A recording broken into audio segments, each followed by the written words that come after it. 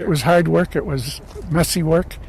At age 72, Ed Walker, like most men of his generation, has never been afraid of hard work.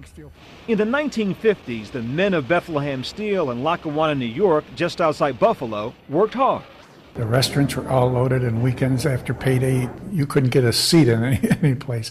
It was just a booming town. Bethlehem Steel went belly up, and soon old-timers like Ed would discover a secret. Co-workers were dying from cancer. This is where the uranium was rolled. From 1949 to 1952, Bethlehem Steel had a contract with the federal government to roll uranium rods for nuclear reactors. Remember, that was the peak of the Cold War. The nation was nervous, and the military was building an arsenal of atomic bombs. The men who worked there never knew they were dealing with uranium. Never had a clue. Never had a clue that uranium was being rolled. That's for 50 years. Uranium is radioactive material. Did people wear radiation detectors? Absolutely not. Did people wear protective suits? No, absolutely not. What did you have protecting you then? Nothing. Nothing at all. Justice for our nuclear weapons workers is finally happening.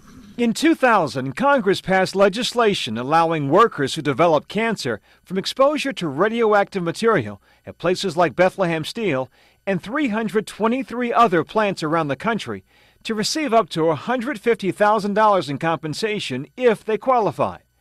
But Walker and others have learned just how big that if could be. Diagnosed with bladder cancer 6 years ago, he's been denied 3 times. How does that strike you? Ludicrous. Ludicrous. The qualification process is, to say the least, complicated. The Labor Department uses a computer model that determines a worker's radiation exposure 50 years ago. More than a 50% chance that a worker's cancer was caused by their exposure, they're compensated. Less than 50%, nothing. Russell Early worked at Bethlehem Steel for 43 years. He's been rejected 3 times. They took everything, cleaned me right out. What do you mean? Took appendix, took gallbladder, hung the bag on me, and yet they say I'm only 10%? Come on. So far, the Labor Department has received 21,000 claims, paid out nearly $500 million to workers and their families. But 72% of the applications have been denied. Dr. Lewis Wade is one of the government's leading scientists. I can appreciate that angst. But again, it is not surprising that more people were said no to than yes. People not exposed to radiation develop these cancers as well. Bethlehem Steel was good to this town for a very long time, yes? Right.